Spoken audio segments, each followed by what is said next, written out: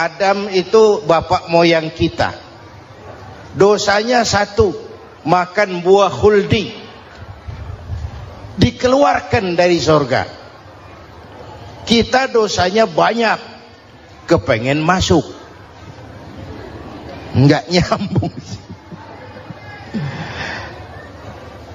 Hai Adam, dari tidak ada kamu saya adakan.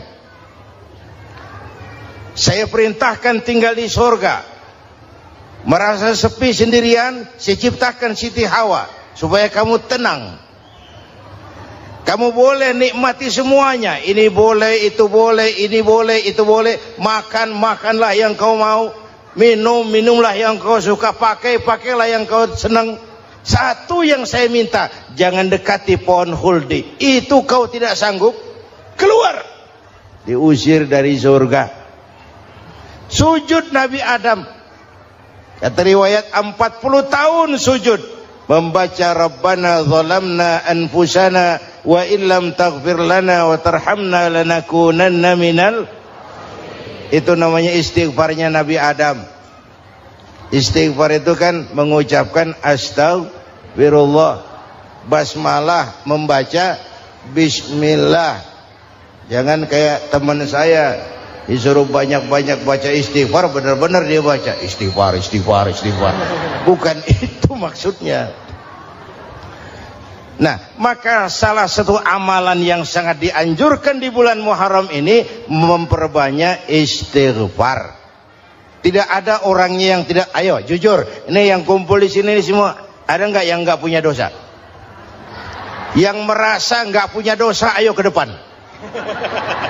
Ada? Tidak ada. Setiap kita, entah kecil entah besar, sengaja terlupa, pasti mempunyai yang namanya khilaf dan salah. Dan Allah Tuhan kita bukan Tuhan pendendam. Allah Tuhan kita Tuhan yang ramah dan rahmah. Manusia, dosamu banyak, tapi ampunanku lebih banyak. Salahmu besar, rahmatku jauh lebih besar. Kau sujud di hadapanku, aku bangga melihatnya. Kau menangis di hadapanku, aku senyum melihatmu. Kau berjalan menujuku, aku berlari menyambutmu. Karena itu amalan yang sangat dianjurkan di bulan Muharram ini memperbanyak istighfar. Itu kalau istighfarnya Nabi Adam. Ada istighfarnya Nabi Yunus. Ibu kenal Nabi Yunus? Di mana kenalannya? Sok tahu. Nabi Yunus itu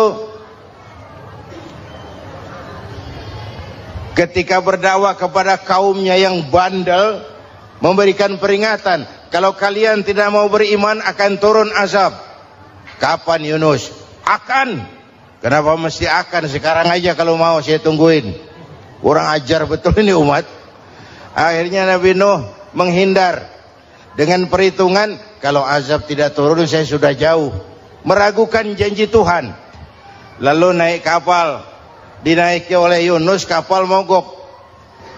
Dicari siapa biang keroknya ini. Diundi, ternyata Yunus. Sampai 3 kali diundi. Dibuanglah Yunus ke dasar laut. Ditelan oleh ikan nun atas perintah Allah. Telan itu Yunus. Jangan pakai dikunyah, rusak urusan. Telan saja, simpan di perutmu. Dibawa oleh ikan nun ke dasar lautan. Itu yang oleh Quran dikatakan bertemulah 3 macam kegelapan. Zulumatun salas. Gelapnya tengah malam, gelapnya di dasar laut, gelapnya di dalam perut ikan. Itu namanya peteng. Mbahnya gelap. Di perut ikan itulah Nabi Nuh sadar akan kesalahannya, meragukan janji Allah, meragukan janji Allah. Ia sujud di dalam perut ikan itu, membaca la ilaha illa anta subhanaka inni kuntu. Itu istighfarnya Nabi Yunus. Dibacakan istighfar begitu, ikan sakit perut pak. Di dasar laut kemana mau cari apotik? Dia naik ke permukaan, memuntahkan isi perutnya. Nabi Yunus keluar dengan selamat. Itu pun terjadi pada hari ke-10 bulan Muharram. Istighfar intinya itu. Itu amalan utama bulan Muharram, memperbanyak istighfar. Allah selamatkan Nabi Nuh dari bahtera banjir yang luar biasa, 10 Muharram. Allah selamatkan Nabi Ibrahim dari pembakaran Raja Namrus, 10 Muharram. Setelah Nabi Ibrahim itu menghancurkan berhala-berhala, Abrahat pulang mau ibadah, lihat Tuhannya berantakan, marah besar. Siapa yang menghancurkan Tuhan-Tuhan kita ini? Ada yang lapor, kami lihat Ibrahim. Tangkap. Belum ada bukti, tangkap dulu yang penting, bukti belakangan. Tangkap. Wah, dikerahkanlah aparat, tangkap Nabi Ibrahim, disidang langsung oleh Abrahat, oleh Namrus maksud saya. Ibrahim, kau yang menghancurkan berhala-berhala kami ini, Tuhan-Tuhan kami. Siapa bilang? Ada yang lapor. Saya dengar enggak semua berhala itu hancur, ada yang paling besar. Angkat tangan, saya lihat ada kampak di tangannya. Barangkali yang besar itu iseng tuh, yang kecil-kecil dikampakin. Tanya aja sama dia, kamu gila? Kenapa? Masa kami disuruh nanya berhala? Nggak bisa jawab. Nggak bisa jawab. Lah kenapa disembah? Lebih gila mana sih? Tahu nggak bisa jawab kenapa disembah? Kurang ajar kamu Ibrahim. Bakar, dibakar. Ketika Ibrahim dilempar ke kobaran api yang menggunung, Allah perintah api, ya naru kuni bardan wa salaman ala Ibrahim. Hai api, dinginlah sampean. Api Madura waktu itu, Pak. Hai api, dinginlah sampean, selamatkan Ibrahim. Api tunduk kepada perintah Allah. Ibrahim masuk ke kobaran api, selembar rambut pun tidak terbakar. Kenapa? Apinya tunduk kepada perintah Allah. Kenapa? Karena Ibrahim orang yang takut kepada Allah. Api tunduk kepada perintah Allah. Kalau kita baca ayat itu, masuk ke api, mateng. Sudah hadirin yang saya muliakan, oleh karena itu selamatnya Ibrahim dari pembakaran Raja Namrud itu pun pada 10 Muharram, Yaumul Asyura, hari ke-10 dari bulan Muharram. Imedia. Bapak Ibu hadirin hadirat yang saya cintai, sebagian kecil tentang Nabi Adam, Nabi Ibrahim dan Nabi Yunus, tapi saya belum menceritakan tentang Nabi Nuh tadi. Mengulang kaji. Nabi Nuh salah seorang rasul yang masuk ulul azmi, 5 besar. Karena memang perjuangannya menggambarkan satu usaha yang ulet dan luar biasa. Beliau diberi umur 950 tahun. Lalu berdakwah selama 900 tahun.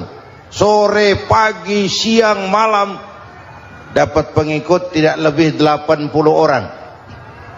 Rata-rata 10 tahun satu. Kalau saya minta berhenti aja jadi nabi, Pak.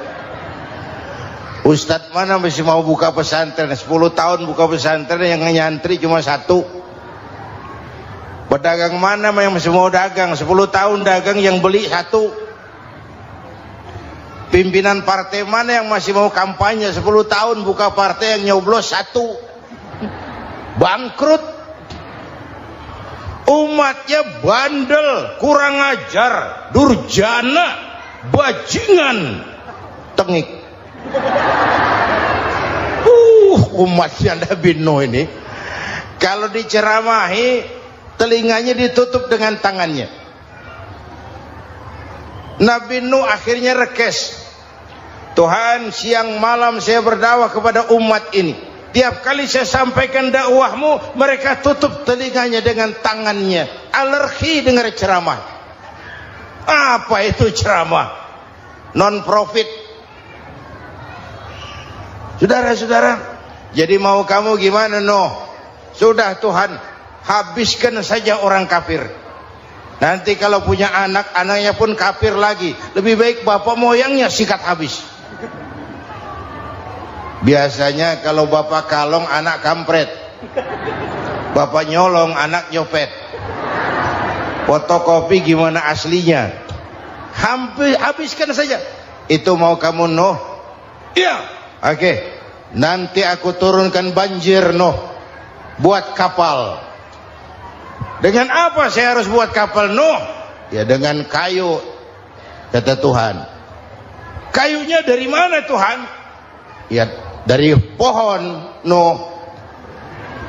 Pohonnya belum ada Tuhan. Ya tanam dulu Nuh. Bikin kapal kayunya nanam pohon. Apa artinya? Perjuangan perlu kesabaran.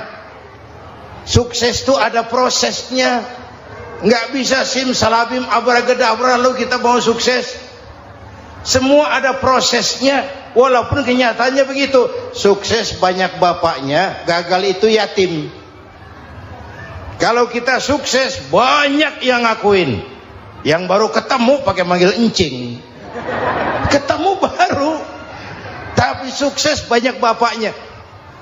Gagal yatim, nggak ada yang mau ngakuin kalau kita gagal itu.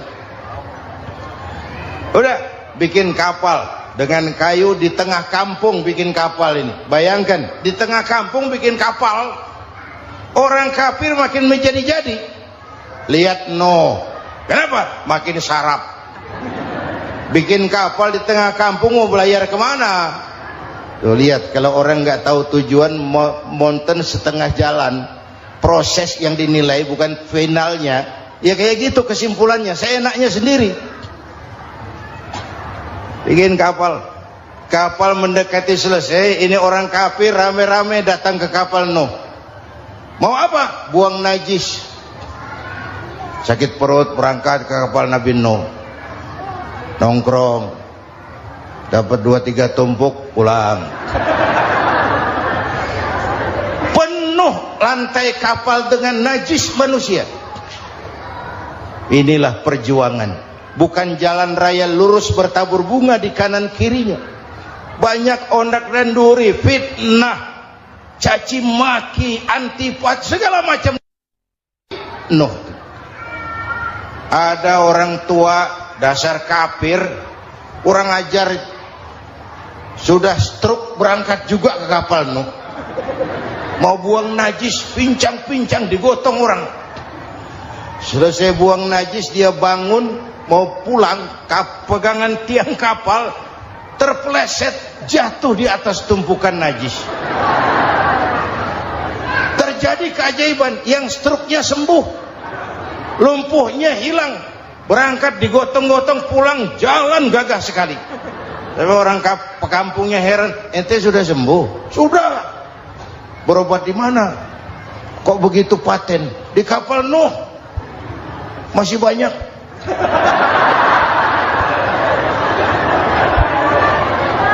Yang berasa perlu obat bawa rantang. Ambil. Bersih lagi geladak kapal itu. Sudah selesai Nuh? Selesai.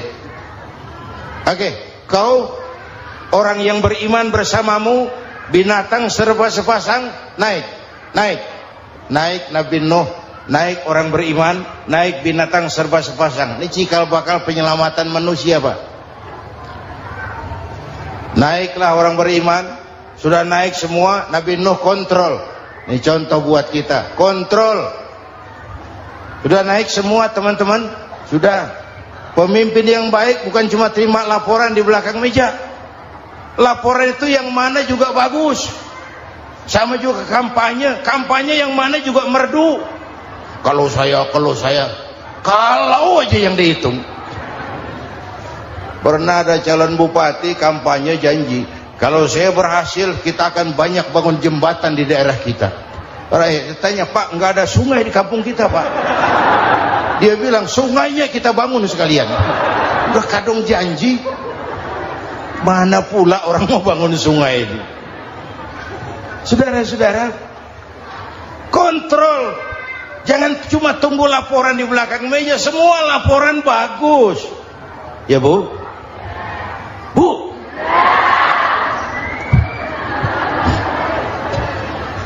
Nabi Nuh kontrol. Sudah naik semua? Sudah Nuh. Pulan bin Pulan naik. Naik Nuh. Paimin bin Tukijo. Naik, kami lihat naik. Ada orang Jawa juga, Kiai? Ada. Sudah kontrol, Kanan anak saya ikut nggak naik kapal? Kami tidak lihat itu, no. Kanan. Ini potret. Bapaknya aktif ke masjid, ibunya rajin ke majelis taklim, anaknya keleleran kemana-mana. Bukan di sini, di Prancis. Udah di sini insya Allah sama.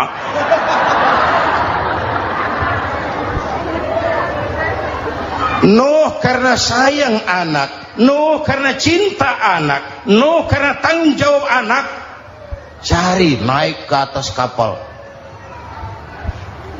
Lihat Kan'an, anak saya, nggak lihat Nuh. Turun ke ruang bawah, periksa lagi. Mang, ayah Kan'an di dia. Jamaah Tasik ini rupanya di dalam. Tuh ayah mang. Ayah ke mana ya budak ini? Turun ke bawah, tanya lagi. Ono Kan'an toh? Ora nano raketok. Rombongan Jawa Tengah.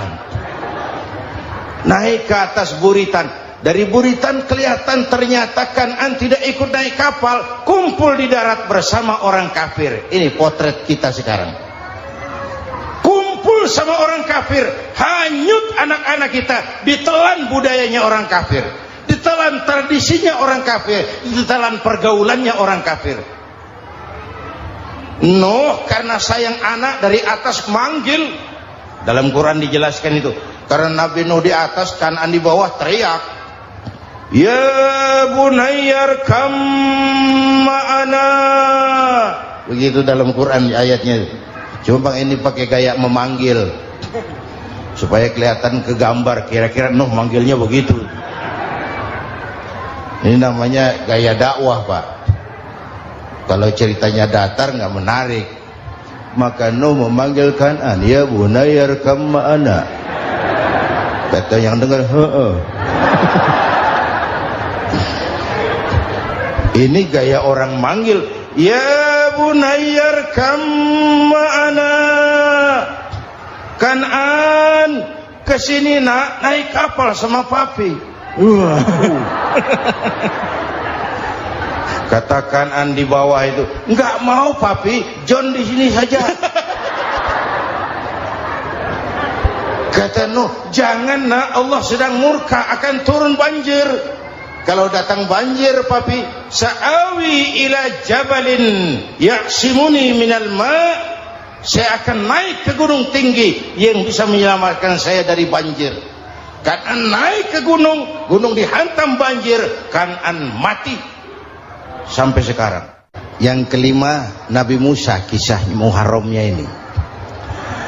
Lahir dalam kondisi yang sulit karena Fir'aun mimpi akan lahir seorang anak dari keturunan Bani Israel yang akan menghancurkan kerajaannya. Kata Fir'aun, sudah lahir belum anaknya? Belum. Kalau gitu mulai malam ini laki-laki dilarang bergaul sama istrinya. Semua perempuan hamil di bawah pengawasan negara. Mulai hari ini kalau lahir anak laki-laki terutama Bani Israel, penggal. Satpol PP disiapkan. Udah ada kayaknya. Ada. Patroli. Bayangkan, Fir'aun itu bikin undang-undang seenaknya sendiri. Apalagi merasa kekuasaannya dalam ancaman. Penguasa manapun kalau merasa dalam ancaman, panik. Padahal kekuasaan itu kayak harimau, makin lama ditaiki makin sulit turun. Kenapa? Karena macannya makin lapar. Naik terus capek, turun dimakan harimau, serba sulit. Saudara-saudara, kalau kita mau belajar dari Pak Harto, saya melihat kekurangan Pak Harto cuma satu, terlambat berhenti.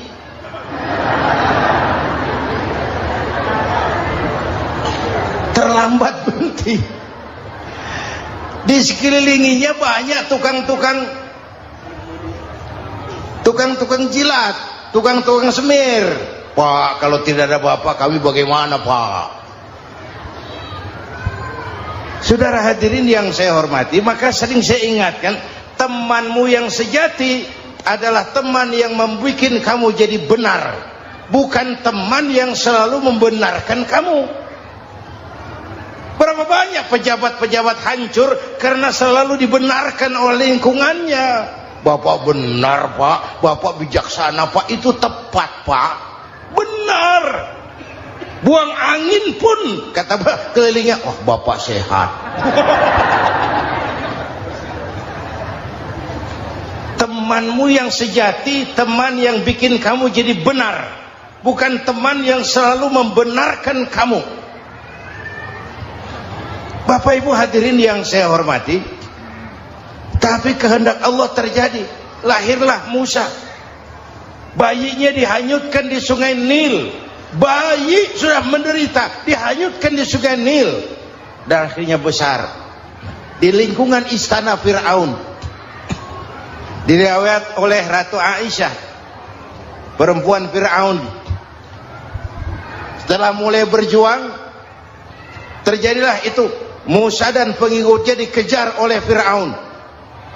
Sampai di tepi laut, Allah wahyukan Musa, lempar tongkatmu ke laut. Dalam kondisi darurat, mukjizat tiada jalan. Kondisi darurat. Kalau tidak, mukjizat itu maunya Allah, bukan maunya Nabi. Nabi nggak kuasa. Allah yang mau. Tapi hidup Nabi bukan mukjizat, manusiawi. Tidak mentang-mentang ada mukjizat tongkat, tiap sulit main tongkat. Nggak usah berjuang kalau begitu. Itu darurat menyelamatkan umat. Tongkat dilempar ke laut, laut terbelah. Laut terbelah. Itu secara visualnya bisa kita lihat dalam film The Ten Commandments. Udah nonton belum? Urusan nonton kalah sama Ustadz bagaimana sih? Ten Commandments, 10 firman Tuhan. Tekniknya bagus loh. Bagaimana laut terbelah. Musa lewat, Fir'aun mengejar. Musa sampai di ujung sana, Fir'aun masih di sama tengah perjalanan. Laut nutup kembali.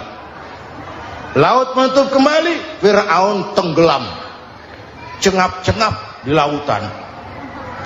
Begitu nafas sampai di tenggorokan, Fir'aun sambil cengap-cengap itu, amantu bi Rabbi Musa wa Harun. Duh, kalau begini mah saya juga percaya sama Tuhannya Musa. Malaikat maut jengkel, goblok loh. Terlambat sekarang. Ditenggelamin terus. Modar. Musa selamat. Fir'aun mati.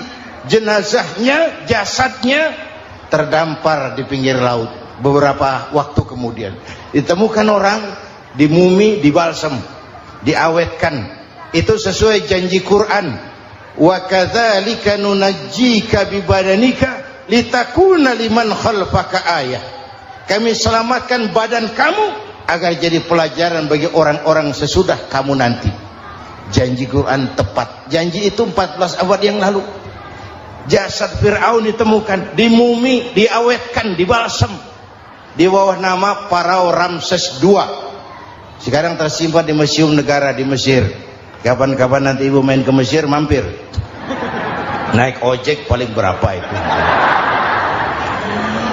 Oh, orangnya tinggi, hidungnya mancung, pokoknya pantaslah jadi Fir'aun. Selamatnya Musa di kejaran Fir'aun di ujung sana itu terjadi pada hari ke-10 bulan Muharram, yang oleh orang Nasrani diperingati dengan hari raya Paskah. Mereka melaksanakan puasa, mensyukuri nikmat keselamatan dari kejaran Fir'aun. Makanya kalau kita ikut puasa di bulan Muharram, bukan mengikuti syariatnya Nasrani, salah. Karena Nabi mengajarkan, itu sumbernya. Bukan ikutan sama ibadahnya Israel. Tapi memang agama ini kan merupakan mata rantai. Datang Rasul baru melengkapi Rasul sebelumnya, datang Rasul baru melengkapi Rasul sebelumnya. Mata rantai yang berkaitan. Setelah Muhammad selesai, selesailah tugas Nabi dan Rasul. Selesailah misi Nabi dan Rasul. Tidak ada Nabi lagi sesudah Nabi Muhammad. Itu harga mati, titik. Gak ada kompromi. Siapapun sekarang ini nggak datang ngaku jadi Nabi, wajib tidak percaya. Wajib tidak percaya. Tapi kaitannya memang kita bilang Nasrani, orang bahasa Arab, bahasa Ibraninya Nazaret, Nasiroh, Nazaret. Itu beda dialek. Kita Daud, dia David.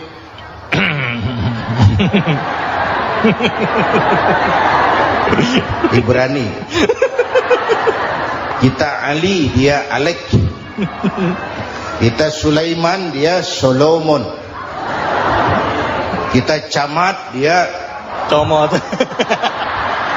Ini yang ngomong ini comot sembarang. Bapak dan Ibu jamaah yang saya cintai, pertanyaan pertama, hijrah qalbiyah. Ada hijrah badaniyah, hijrah fisik yang dilakukan Nabi dan sahabat dari Mekah ke Madinah. Itu hijrah badaniyah. Ada hijrah qalbiyah, hijrah hati. Dan ini yang kita perlukan sekarang. Karena refleksinya akan membias kepada alur kehidupan. Kalau hati kita mau berhijrah, fisik akan mengikuti. Hijrah dari tempat, dari malas ibadah menjadi rajin ibadah. Hijrah dari maksiat kepada yang ma'ruf, dari berpecah belah menjadi bersatu. Hijrah seperti itu yang sangat kita perlukan. Apalagi masyarakat ini paternalistik. Kita harus hijrah mental sekarang ini. Maka yang disampaikan tadi benar. Seorang ketua MK siap mengundurkan diri kalau terbukti anak buahnya terlibat suap. Itu walaupun siap, tapi sudah angin segar buat rakyat. Bahwa masih ada banyak insya Allah pejabat kita yang punya harga diri. Walaupun ada juga pejabat kita yang muka tembok, kulit badak, kuping kebo. Muka tembok, kulit badak, kuping kebo. Biasanya kalau kereta api tabrakan di negara-negara maju, Menteri Perhubungannya mundur. Di kita petugas palang pintu dipecat. Jauh sekali menteri sama petugas palang pintu. Yang benar-benar diadili yang krocok-krocok, kopral-kopral itu. Padahal hadisnya jelas, ar-rashi wal murtashi finnar. Yang nyuap dan yang nerima suap, dua-duanya neraka. Kasus potret belakangan ini, yang nerima suap, yang diuber, yang nyuap aman. Yang nyuap aman, yang korupsi pajak dikecil-kecilin, yang ngemplang pajak aman. Padahal ngemplang pajaknya triliunan. Padahal dia sudah dikasih fasilitas oleh negara mengelola sumber daya alam negara yang artinya milik rakyat. Dia harus bayar pajak, uang pajaknya dikumpulkan bagi sebesar-besar kemakmuran rakyat. Itu tindakan merugikan rakyat. Karena itu betul, saya setuju, hijrah qalbi yang perlu kita lakukan sekarang. Hijrah hati. Kita ini bangsa Indonesia, seperti timnas. Timnas sekarang anak-anak muda sudah berani pakai baju PSSI. Iya. Kenapa? Menang. Coba kalau kalah terus, nanti menang. Tapi bangsa Indonesia itu memang seperti timnas, namanya kesebelasan, 11 orang. Walaupun ada pemain bintang, ya ada presiden, gubernur, menteri, itu bintang-bintang. Tapi bintang baru ada artinya kalau dibantu 10 pemain yang lain. Cristiano Ronaldo, siapa itu? Penyerang tengah Real Madrid. Wah. Bintang. Lionel Messi. Siapa lagi? Barcelona. Bercelana.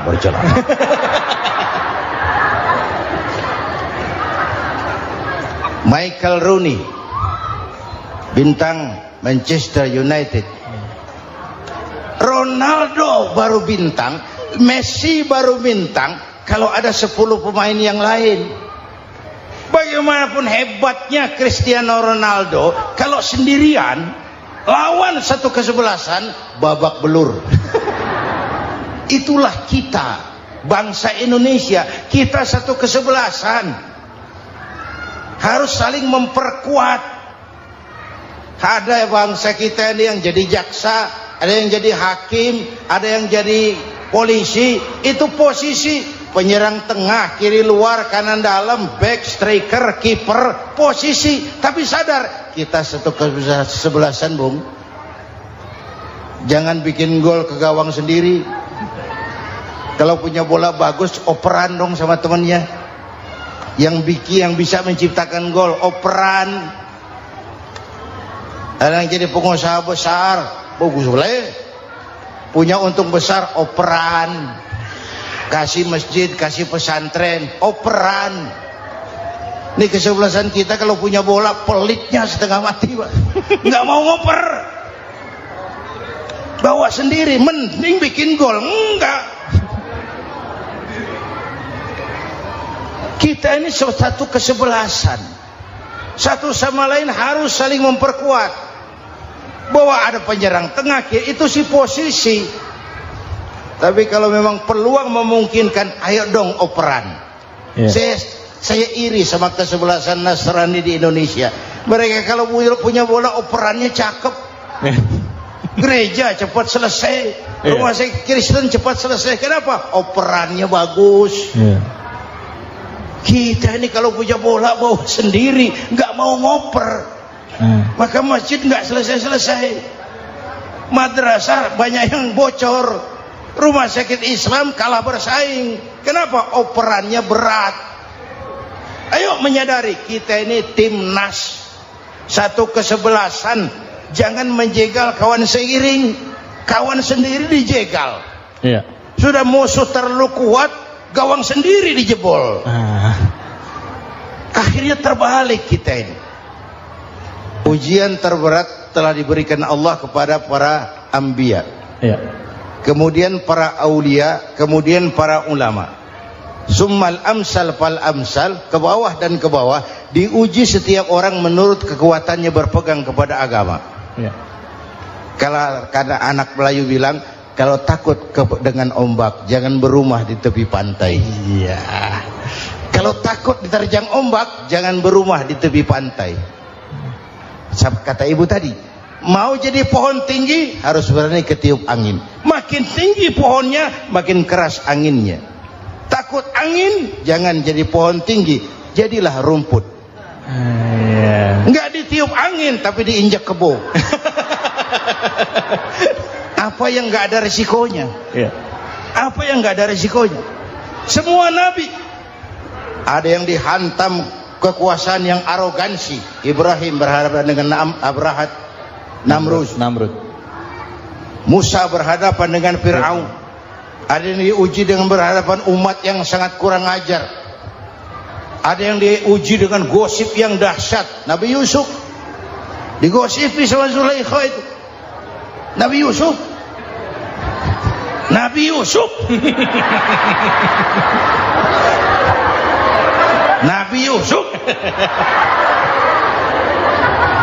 Yang namanya gosip itu kan menyebarkan keburukan orang. Kalau benar saja hukumnya ghibah. Kalau salah hukumnya fitnah. Fitnah lebih bahaya dari pembunuhan. Benarnya ghibah, salahnya fitnah.